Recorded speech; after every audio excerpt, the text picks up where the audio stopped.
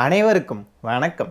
இன்னைக்கு வீடியோவில் நம்ம எதை பற்றி பேச போகிறோம் அப்படின்னு பார்த்தீங்கன்னா, தாவேகா கட்சியில் ஒரு 28 அணிகள், அதாவது இந்த ID wing, advocate wing, media wing அப்படி இப்படின்னு நிறைய அணிகள் இருக்கும் இல்லையா, அது மாதிரி ஒரு 28 அணிகள் கிரியேட் பண்ணியிருக்காங்க அவங்க கட்சிக்காக. இதெல்லாம் தான்ப்பா எங்களுடைய அணிகள் அப்படின்னு சொல்லி அதை பற்றின டீட்டெயில்ஸை வெளியிட்டிருந்தாங்க. அதில் என்ன பிரச்சனை ஆயிடுச்சு அப்படின்னு பார்த்தீங்கன்னா, டிரான்ஸ்ஜெண்டர்ஸ் விங் அப்படின்னு சொல்லிட்டு திருநங்கைகளுக்காக ஒரு அணி கிரியேட் பண்ணியிருக்காங்க. Which is very very good. Appreciate பண்ணுறோம் நம்ம இந்த விஷயத்துக்காக. அந்த அணியை கொண்டு போய் வரிசையாக லிஸ்ட் பண்ணுவாங்கல்ல, ID wing, media wing, advocate wing அப்படி இப்படின்னு சொல்லிட்டு 1 2 3 அப்படின்னு போடுற இடத்துல 9வது இடத்துல டிரான்ஸ்ஜெண்டர்ஸ் விங்கை வச்சுருக்காங்க. அது இப்போ பயங்கர சர்ச்சையாக இருக்குது. அது மட்டும் இல்லாமல் சில்ட்ரன் விங் அப்படின்னு சொல்லிட்டு குழந்தைகளுக்காக ஒரு அணி இருக்கிற மாதிரி சொல்லியிருக்காங்க. இதுவும் பயங்கர பேசு பொருளாக போயிட்டுருக்கு. என்னப்பா இது, சில்ட்ரன் விங் குழந்தைங்களெல்லாம் கட்சியில் சேர்க்க போகிறாங்களா? அந்த குழந்தைகள் அணியை யார் மேனேஜ் பண்ணுவாங்க? அதுக்கு யார் தலைவர்? அதுக்கு எப்படி என்ன ஏது அப்படின்னு சொல்லிட்டு பயங்கரமாக கலாச்சிக்கிட்டு இருக்காங்க. இதையெல்லாம் பற்றி தான் இந்த வீடியோவில் நம்ம பேச போகிறோம். வாங்க வீடியோக்குள்ளே போயிடலாம். முதல்ல நம்ம இந்த குழந்தைகள் அணி பற்றின விமர்சனங்களை பேசி முடிச்சிடலாம். அதுக்கு பிறகு அந்த டிரான்ஸ்ஜெண்டர்ஸ் விங் பற்றின சர்ச்சையை பற்றி பேசலாம். ஒரு வீடியோ பார்த்தேன், அது உங்கள் கூட ஷேர் பண்ணணும்னு நினைக்கிறேன், பாருங்கள். No.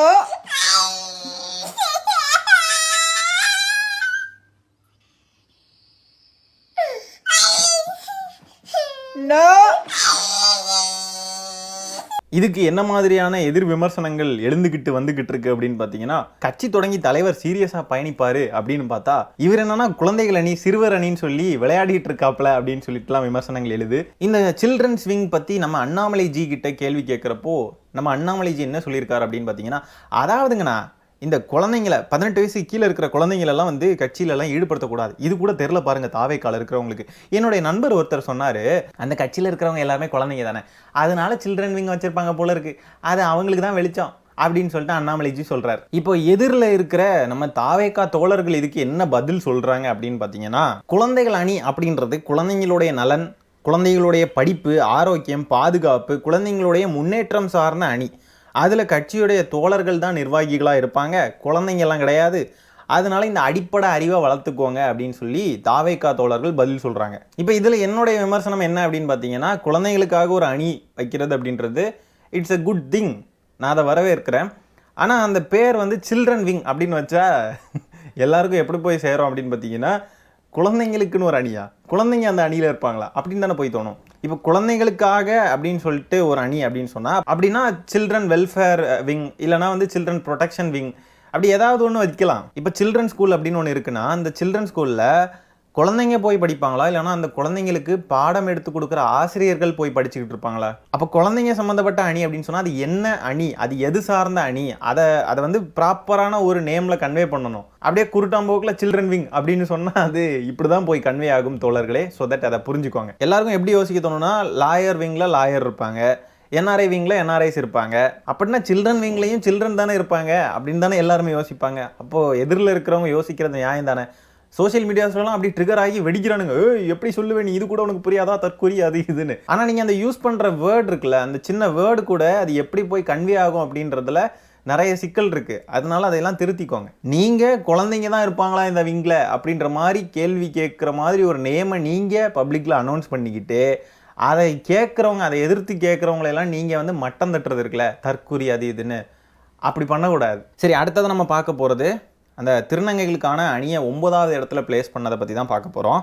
ஒரு திருநர் செயற்பாட்டாளர் லிவிங் ஸ்மைல் வித்யா அப்படின்ற ஒரு எக்ஸ் தளத்தில் உள்ள ஒரு பெண்மணி, அவங்க என்ன போட்டிருக்காங்க அப்படின்னு பார்த்தீங்கன்னா, இந்த மாதிரிலாம் டார்க் காமெடி பண்ணுற வேலையெல்லாம் வச்சுக்காதீங்க, 9வது இடத்துல வச்சு திருநங்கைகளை 9ன்னு சொல்ல பார்க்குறீங்களா, இதெல்லாம் பண்ணாதீங்க, இன்னும் எவ்வளோ நாளைக்கு தான் இப்படி பண்ணுவீங்க அப்படின்ற கேள்வியை அவங்க எழுப்பியிருக்காங்க. திருநங்கைகளுக்காக ஒரு அணி கிரியேட் பண்ணது ஒரு நல்ல விஷயம். ஆனால் 9வது இடத்துல ஏன் வச்சுருக்கீங்க, இன்னும் எத்தனை நாளைக்கு தான், இன்னும் எத்தனை வருஷங்களுக்கு தான் நாங்கள் அந்த 9 அப்படின்ற ஒரு இழிவான ஒரு பேரை நாங்கள் சுமந்துக்கிட்டே இருக்கணும் அப்படின்னு கேட்டிருக்காங்க. இப்போ இதில் என்னுடைய கருத்து என்ன அப்படின்னு பார்த்தீங்கன்னா, இந்த திருநர் அணி உருவாக்குன நோக்கம் ஒரு உன்னதமான நோக்கம், அது கண்டிப்பாக பாராட்டப்பட வேண்டிய விஷயம். ஆனால் இங்கே பிரச்சனை என்ன அப்படின்னு பார்த்தீங்கன்னா, ஒரு விஷயத்தை நம்ம கிரியேட் பண்ணுறோம், அப்போ அதை நம்ம நடைமுறைப்படுத்த போகிறோம் அப்படின்னு சொன்னால் அந்த விஷயத்தை மறுபடியும் நம்ம அது சரியாக இருக்கா அப்படின்றத ப்ராப்பராக பார்க்கணும். இப்போது சும்மாவே நான் சொல்கிறேனே, ஒரு யூடியூப்பில் இப்போ ஒரு தம்ப்நெயில் கிரியேட் பண்ணுறோம், இந்த வீடியோவுக்கு தம்ப்நெயில் கிரியேட் பண்ணுறோம் அப்படின்னு சொன்னாவே ஒவ்வொரு வார்த்தையுமே ரொம்ப கூர்ந்து பார்ப்போம். இது சரியான வார்த்தை தானா, இதை உபயோகிக்கலாமா, இது இந்த இடத்துல வைக்கலாமா, இது எப்படி போய் கன்வே ஆகும், இதை பார்க்குறவங்க எப்படி நினைப்பாங்க, இது எந்த செட் ஆஃப் ஆடியன்ஸுக்கு போய் சேரும், இது என்ன மாதிரி இதுன்னு சொல்லிட்டு பல விஷயங்களை வந்து யோசித்து பார்த்து தான் வந்து ஒரு வீடியோவுக்கு தம்ப்நெயிலே கிரியேட் பண்ணுவோம். வீடியோவில் பேசுகிற ஒவ்வொரு வார்த்தைகளுமே அப்படி தான் உபயோகிப்போம். அந்த மாதிரி இருக்கிறப்போ ஒரு கட்சி நிர்வாகம் இந்த மாதிரிப்பட்ட விஷயங்களை ரொம்ப கான்ஷியஸாக அணுகணும். ஏன்னா இது ஒரு தனிநபர் சார்ந்த விஷயம் கிடையாது, இது ஒட்டுமொத்தமாக ஒரு சமூகம் சார்ந்த விஷயம் இல்லையா? அப்படி இருக்கிறப்போ அந்த வார்த்தைகளை ரொம்ப நுணுக்கமாக கவனித்து அதை வெளியிடணும் அப்படின்றத நான் கேட்டுக்கிறேன். அந்த 9வது நம்பரில் அந்த டிரான்ஸ்ஜெண்டர் ஸ்விங் அப்படின்றது இருக்கிறத கண்டிப்பாக வாசித்து பார்த்துருப்பாங்க, அதை பற்றி 4 பேர் கண்டிப்பாக பேசியிருப்பாங்கல்ல. அப்படி பேசியும் அதை பற்றி வாசிச்சுமே வந்து அதை ஒரு பொருட்டாக கண்டுக்கலை, விஜய் அவர்களுடைய பார்வைக்கு இது போச்சா என்னன்றதுலாம் தெரில, அலட்சியமாக இருந்து இந்த மாதிரி வெளியிட்டாங்களா இல்லைன்னா தெரியாமல் நடந்துருச்சா அப்படின்றது தான் கேள்வி. இப்போ தெரியாமல் நடந்திருந்தாலும் அது தவறு தான், இப்போ வேணும்னு பண்ணியிருந்தாலும் அது தவறு தான், கண்டிப்பாக அது ரொம்ப ரொம்ப பெரிய தவறு. தெரியாமல் நடந்துருச்சு அப்படின்னு சொன்னாலும் அதை கவனிக்காமல் விட்டது கண்டிப்பாக பெரிய தவறு தான். எல்லாமே சரியாக இருக்கா, நம்ம இப்படி பண்ணுறது கரெக்டாக போய் கன்வே ஆகுமா அப்படின்னு சொல்லி ஒரு கட்சி நிர்வாகம் தெளிவாக கவனிக்காமல் விடுறது கண்டிப்பாக இது தவறு தான். இதை வந்து கண்டிப்பாக திருத்திக்கிட்டு தான் ஆகணும். இப்போ இதுக்கு சில அணில் குஞ்சுகள் என்ன பதில் சொல்லுது அப்படின்னு பார்த்தீங்கன்னா, திருநங்கைகளுக்கான எண் தான் அந்த நம்பர் 9 அப்படின்னு சொல்கிறத நீங்களே நினச்சிக்கிட்டீங்க அப்படின்னு சொன்னால் அது உங்களுடைய பார்வையில் இருக்கிற பிரச்சனை. ஸோ மாற்ற வேண்டியது உங்களுடைய பார்வையை தான் அப்படின்னு சொல்லி சொல்கிறாங்க. அப்போ ஏன்ப்பா அவங்களெல்லாம் விசிலடிச்சாங்க குஞ்சுகள், ரசிக மனப்பான்மையிலே சுற்றிட்டு திரிறீங்க அப்படின்னு சொன்னால் உங்களுக்கு ஏன் கோவம் வருது? உண்மையை தானே சொல்கிறோம், நீங்கள் பார்க்குற பார்வை தானே அப்படி பார்த்தா தவறு. அப்படியே பார்த்தாலும் நாங்கள் சொல்கிற விஷயம் சரிதான், ரைட்டு தானே? ஆனால் நீங்கள் திருநங்கைகளை 9ன்னு சொல்லி ஒப்பிடுறது தவறு இல்லையா?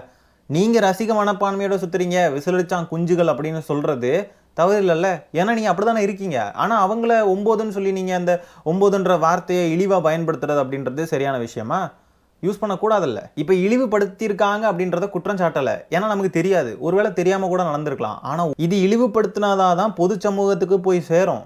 ஏன்னா எல்லாருக்குமே இது என்ன, இது 9th பிளேஸில் வச்சுருக்காங்க, அப்போ என்ன தான் சொல்ல வராங்க அப்படின்னு தான் தோணும். அப்போ இப்படி போய் கன்வே ஆகுன்றதை யோசிக்காமல் வெளியிட்டது கண்டிப்பாக உங்கள் மேலே இருக்கிற தவறு தான். சரி நடந்துருச்சு, நாங்கள் வந்து திருத்திக்கிறோம் மாற்றிக்கிறோம் அப்படின்னு சொல்கிறது தான் சரியாக இருக்குமே ஒழிய, இப்படி நடந்திருக்குன்னு தெரிஞ்சும் அதுக்கு முட்டு கொடுக்குறது இருக்கு இல்லையா, அது ரொம்ப கேவலமான செயல். மக்கள் இதையெல்லாம் நோட் பண்ணிக்கிட்டே இருப்பாங்க. தெரிஞ்சு நடந்திருந்தா பெரிய தப்பு, தெரியாமல் நடந்திருந்தாலும் தப்பு தான் கவனிக்காமல் விட்டதுனால. இப்படி நடந்திருக்குன்றதை உங்ககிட்ட எடுத்து சொல்கிறப்போ அதை பொருட்படுத்தாமல் அதை பேசுகிறவங்கள வந்து அப்யூஸ் பண்ணுறது, திட்டுறது, எதிரில் இருக்கிறவங்கள கேவலமாக பேசுறது இருக்கு இல்லையா, இது எல்லாத்தையுமே விட பெரிய தப்பு. நம்ம தமிழ்நாடு எப்படிப்பட்ட ஊருன்றதை முதல்ல நல்லா புரிஞ்சுக்கோங்க தாவேக்கா தோழர்களே. ஊனமுற்றோர்ன்ற வார்த்தை ஹர்ட் ஆகும் அப்படின்றதுக்காக மாற்றுத்திறனாளிகள்னு அவங்களுக்கு பெயர் சூட்டின ஊராக்கும் இது. அதனால் நம்ம ஒவ்வொரு வார்த்தை நம்ம உபயோகிக்கிறதுலையுமே அதுலேயும் முக்கியமாக இந்த மாதிரி ஒடுக்கப்பட்டவங்க, பிற்படுத்தப்பட்டவங்க, இல்லை வந்து சிறுபான்மையினர் யாராக இருந்தாலுமே அவங்கள நோக்கி நம்ம எழுப்புகிற வார்த்தைகள், அவங்கள கூப்பிடுற வார்த்தைகள், அவங்கள நம்ம எப்படி அடையாளப்படுத்துகிறோன்ற விஷயம் எல்லாத்துலேயுமே ரொம்ப ரொம்ப கான்சியஸாக இருக்கணும். அது நம்மளுடைய பொறுப்பு. இந்த ஊர் இப்படி தான், நம்மளுக்கு தெரியும், உங்களுக்கு தெரியும் தானே தாவேக்கா தோழர்களே. இங்கே இப்படி தான் கேள்விகள் எழுப்பப்படும். நீங்களே திருத்துனா ரொம்ப ரொம்ப நல்லது, இல்லைனா மக்கள் உங்களை திருத்திடுவாங்க. இங்கே கடைசியில் எஜமானர்கள் மக்கள் தான், மக்கள் உங்களுக்கு புரிய வச்சுருவாங்க, உங்களை திருத்திடுவாங்க, அவ்வளோதான். இதில் இட்ஸ் பிரசாந்த் அப்படின்ற ஒரு தற்குறி உண்டு தெரியுமா, அந்த தற்குறி இதுக்கு வித்தியாசமான ஒரு முட்டு கொடுக்குது.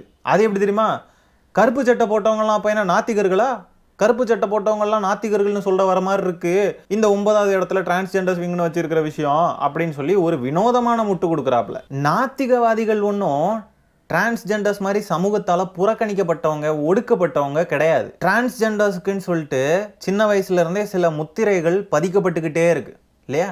ஃபார் எக்ஸாம்பிள் சொல்லணுன்னா, நம்ம சின்ன வயசில் ஸ்கூல் படிக்கிறப்போ ஏதாவது ஒரு பையன், எக்ஸாம்பிளுக்கு சொல்கிறேன், ஏதாவது ஒரு பையன் வந்து அந்த சோ கால்டு மேஸ்குலினிட்டி, அப்படியே வீரம் அப்படின்னு சொல்லிட்டு ஒருத்தன் நம்ம கண்ணுக்கு தெரியலை அப்படின்னு சொன்னால் மெஜாரிட்டி ஆஃப் த பசங்க சேர்ந்துட்டு அந்த பையனை என்ன பண்ணுவோம், இது உங்கள் எல்லாருக்குமே அனுபவம் இருந்திருக்கும் இல்லையா. அந்த பையனை பார்த்து அலிடா 9 அப்படின்னு சொல்லிட்டுலாம் விளையாட்டுக்கு சொல்ல மாட்டோம். அப்போது சின்ன வயசுலேருந்தே நமக்குள்ள இந்த மாதிரி டிரான்ஸ்ஜெண்டர்ஸ் அப்படின்னு சொன்னால் ஒரு இழிவான பிறவிகள், இழிவானவர்கள் அப்படின்ற மாதிரி ஒரு நரேட்டிவ் நமக்குள்ளேயே வந்துருச்சு இல்லையா. எங்கேருந்தோ நம்ம இன்ஃப்ளூயன்ஸ் ஆகிருக்கோம், நம்மளுடைய நண்பர்கள் இன்ஃப்ளூயன்ஸ் ஆகிருப்பாங்க, அதனால அவங்க அதை ஒரு இழிவான சொல்லாக நமக்கு சின்ன வயசுலேருந்தே சொல்லி சொல்லி தந்திருக்காங்க. ஆனால் இதுவே வந்து கருப்பு சட்டையோ நாத்திகர்களையோ வந்து இழிவுபடுத்தி யாருமே வந்து ஒடுக்கப்பட்டு அவங்களெல்லாம் வந்து இழிவான சொற்களாக யாருமே பேசலை. நீங்கள் என்ன அதுக்கு ட்ரை பண்ணுறீங்களா இட்ஸ் பிரசாந்த்? இதுக்கு ட்ரை பண்ணுறீங்களா? கருப்பு சட்டை போட்டவங்கள நாத்திகர்களை எல்லாம் வந்து இழிவுபடுத்தலான்னு பார்க்குறீங்களா?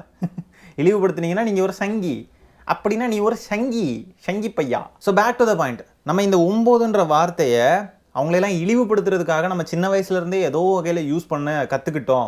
ஏதோ ஒரு வகையில் எங்கேயோ நம்ம யூஸ் பண்ணுறதை கேள்விப்பட்டதுனால தான் நம்ம அந்த 9ன்ற வார்த்தையை டிரான்ஸ்ஜெண்டர்ஸ் கூட லிங்க் பண்ணுறோம் இல்லையா?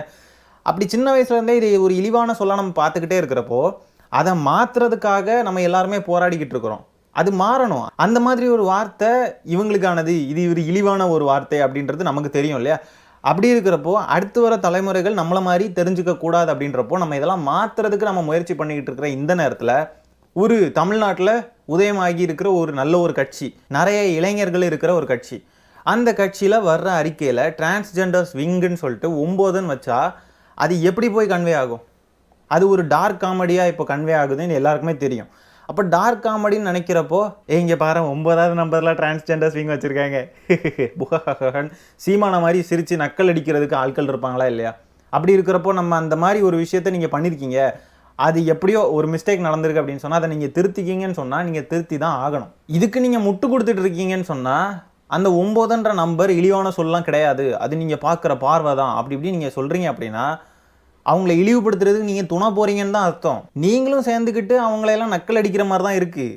ஏன்னா அது அப்படிப்பட்ட ஒரு வார்த்தை தான், அப்படி தான் அந்த மீனிங் கன்வே ஆகிட்டுருக்கு. 9ன்னு சொன்னாலே அவங்க தான் அப்படின்ற மாதிரி அதை ஒரு இழிவான சொல்லாடலாக தான் அவங்கக்கிட்ட நம்ம பயன்படுத்திக்கிட்டு இருக்கிறோம். அப்படி இருக்கிறப்போ அதை மாற்றணும் இல்லையா?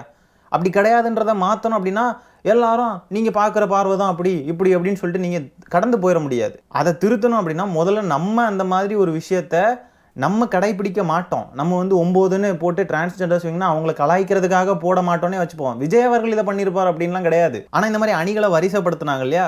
அதில் வேலை செஞ்ச நபர்கள் 9வது இடத்துல டிரான்ஸ்ஜெண்டர்ஸ் விங் வருது அப்படின்றப்போ அதை நோட் பண்ணி மாற்றிருக்கணும். ஆனால் நோட் பண்ணல, இல்லை மாற்றலை, இல்லை வேணும்னே பண்ணியிருந்தாங்க அப்படின்னா அது கண்டிப்பாக தவறு தான். அப்போ நம்ம அதை திருத்தி தான் ஆகணும் இல்லையா?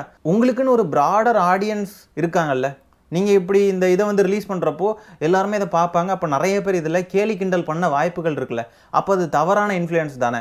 உங்களுக்கு தெரிஞ்சு நடக்குதோ தெரியாமல் நடக்குதோ, அப்போனா இதை திருத்தி தானே ஆகணும். நீங்கள் அடுத்ததாக சமூக நீதி பேசுகிறீங்க, ஆனால் சிறுபான்மையினர் அணி அப்படின்னு ஒரு அணி இல்லவே இல்லை கட்சியில். கேட்டாக்க பிறப்புக்கும் எல்லா உயிர்க்கும்னு சொல்கிறீங்க. அடுத்ததாக இன்னொரு வித்தியாசமான பதில் வருது, என்ன தெரியுமா? சிறுபான்மை பெரும்பான்மைன்னு சொல்கிறதே ஒரு ஃபாசிசமா? ஃபாசிசம்னா என்னன்ற அர்த்தத்தை முதல்ல தெரிஞ்சுக்கோங்கடா. டே ஏன்டா இப்படி வந்து உயிரை வாங்குறீங்க? சிறுபான்மை பெரும்பான்மைன்னு பார்க்குறதே ஃபாசிசமா? அதனால சிறுபான்மை பெரும்பான்மைன்னு பாகுபடுத்த மாட்டாங்களா யாரையுமே? பிறப்புக்கும் எல்லா உயிருக்கும். சிறுபான்மைன்னு பேசுறது ஃபாசிசம் அப்படின்னா வகுப்பு வாரி கணக்கெடுப்பு எதுக்கு எடுக்கணும்னு சொல்லி உங்கள் தலைவர் வலியுறுத்துறாரு. அப்போ வகுப்பு வாரி கணக்கெடுப்பு எடுக்கணும்னு சொல்றது ஃபாசிசம் தானே. சமூக நீதி பற்றி கொஞ்சம் கூட ஐடியா இல்லாத தற்குறிகளாக இருக்கானுங்க. பிறப்புக்கும் எல்லா உயிருக்கும்னு ஒரு வார்த்தையை சொல்லிட்டா உடனே சமூக நீதியா? சிறுபான்மை மக்களை எவனுமே தீண்டாமல் பார்த்துக்கணும். இங்கே எவ்வளோ ஃபாசிச சக்திகள் சிறுபான்மை மக்களை எப்படியெல்லாம் தீண்டுறாங்க, எப்படியெல்லாம் அவங்க மேலே பழி போட பார்க்குறாங்க அப்படின்றதெல்லாம் உங்களுக்கு தெரியும்ல. அப்போ அவங்கள தீண்டாமல் பார்த்துக்கணும் அப்படின்னு சொன்னால் அதுக்கு ஒரு அணி வேணும்ல. ஒடுக்கப்பட்ட மக்களுக்காகவும் நிற்கணும். அப்போ இந்த வகுப்பு வாரி கணக்கெடுப்பெல்லாம் எதுக்கு நீங்கள் கேட்குறீங்க, எதுக்கு வலியுறுத்துறீங்க? நீங்கள் முன்வைக்கிற அரசியல், நீங்கள் முன்வைக்கிற கேள்விகளுக்கு நீங்களே அதை ஃபாலோ பண்ண மாட்டீங்கன்னா அப்போ என்ன தான் அர்த்தம்? வகுப்பு வாரி கணக்கெடுப்புன்னு சொல்லி கேட்காம பிறப்புக்கும் எல்லா உயிருக்கும் அப்படின்னு சொல்லிட்டு போயிடலாமே. இதுக்கு தான் நாங்கள் உங்களையெல்லாம் ஆகப்பெரும் விசிலடிச்சான் தற்குறி குஞ்சுகள்னு சொல்கிறோம். புரியுதா உங்களுக்கு? இதுவும் புரியாது உங்களுக்கு, எதுக்கு சொல்கிறேன்றதே புரியாது. என்னை தான் வந்து கடிப்பீங்க. அடுத்தது சைமன் செபாஸ்டியன் வியூக வகுப்பாளர்கள்லாம் வச்சு தேர்தலை சந்திக்க போகிறார் விஜய் அப்படின்னா வந்து பணக்கொழுப்பு, பணம் நல்லா இருக்குது அப்படின்றதுனால பயங்கர கொழுப்பு அப்படின்னு சொல்லிட்டு சைமன் செபாஸ்டியன் பேசியிருக்கான். ஏன்டா அவர் சம்பாதிச்ச பணம் அவர் செலவழிக்கிறாரு, உனக்கு என்னடா பிரச்சனை? உன்னே மாதிரி திரள் நிதி வாங்கி ஒன்றும் அவர் செலவு பண்ணல, அவர் சம்பாதிச்சிருக்காரு, அதை வச்சு அவர் செலவு பண்ணுறாரு. உனக்கு என்ன நொட்டுது? இப்போ தானே நீ தாப்பேத்திக தோழர்கள்கிட்டலாம் வாங்கி கட்டின, அடுத்ததுன்னு தாவேகா தோழர்கள்கிட்டையும் வாங்கி கட்ட போறியா மறுபடியும்? இவர் ஆகப்பெரும் ஸ்ட்ராட்டஜிஸ்டான். யார்? சைமன் செபாஸ்டியன். பெரிய ஸ்ட்ராட்டஜிஸ்ட். ஏன் நிலத்தில் என்ன இருக்குது, எனக்கு என்ன பண்ணணும், ஏது பண்ணணும்னு எனக்கு தானே தெரியும். ஏதோ ஒரு ஸ்ட்ராட்டஜிஸ்ட்டை கூட்டிகிட்டு வந்தோம், இப்படிலாம் வேலை பார்க்குறதெல்லாம் வந்து இந்த மண்ணுக்கானவங்க இல்லைன்றதை அதுவே தெரிய வச்சிருச்சு பாருங்க அப்படி இப்படின்னு கிறுக்க மாதிரி பேசிகிட்டு இருக்கான். நீ பெரிய ஸ்ட்ராட்டஜிஸ்ட் தானே, அப்புறம் எதுக்கு உன் கட்சியில் ஒரு எம்பி எம்எல்ஏ கவுன்சிலர் கூட இல்லை? எதுக்கு யாராலையுமே ஜெயிக்க முடியல? நீ பெரிய இவன் தான். கேட்டால் சொல்கிறான் என்கிட்ட பணமே இல்லைன்றான். அட பைத்தியக்கார பயலா, அப்போ பணம் இருந்தால் நீ பிடிங்கிருவ அப்படின்னு சொன்னால் நீ எதுக்கு பணம் இருக்கிறவனை பார்த்தா அப்போ என்ன பொறாமப்படுறியாடா ராஸ்கல்? அவங்களுக்குலாம் காசு கொழுப்பு அப்படின்னு சொல்கிறான். ஆனால் அதே பேட்டியில் தான் சொல்கிறான் என்கிட்ட காசு இல்லை, காசு இருந்தால் நான் ஜெயிச்சிருவேன் தெரியுமா அப்படின்னு அழுது ஒப்பாரி வைக்கிறேன். அட பைத்தியக்கார பயல, அப்போ காசு இருக்கிறவன் செய்கிறத பற்றி உனக்கு என்ன பொறாமையாடா, மென்டல் பயல, மென்டல் கிறுக்கு பயல. சரி மக்களே, இந்த காணொலியை நான் இதோட என் பண்ணிக்கிறேன். இந்த வீடியோவில் நம்ம பேசியிருக்கிற விஷயங்களை பற்றி உங்களுடைய கருத்துக்கள் என்னன்றதை கமெண்ட்டில் பதிவு பண்ணுங்கள். வீடியோ பிடிச்சிருந்தா ஒரு லைக்கை தட்டி விட்டு 4 பேருக்கு ஷேர் பண்ணுங்கள். முக்கியமாக நம்ம சேனலை சப்ஸ்கிரைப் பண்ணி வச்சுக்கோங்க. மீண்டும் இன்னொரு காணொலியில் சீக்கிரமாக உங்களை சந்திக்கிறேன். அது வரைக்கும் டாடா பை, டேக் கேர்.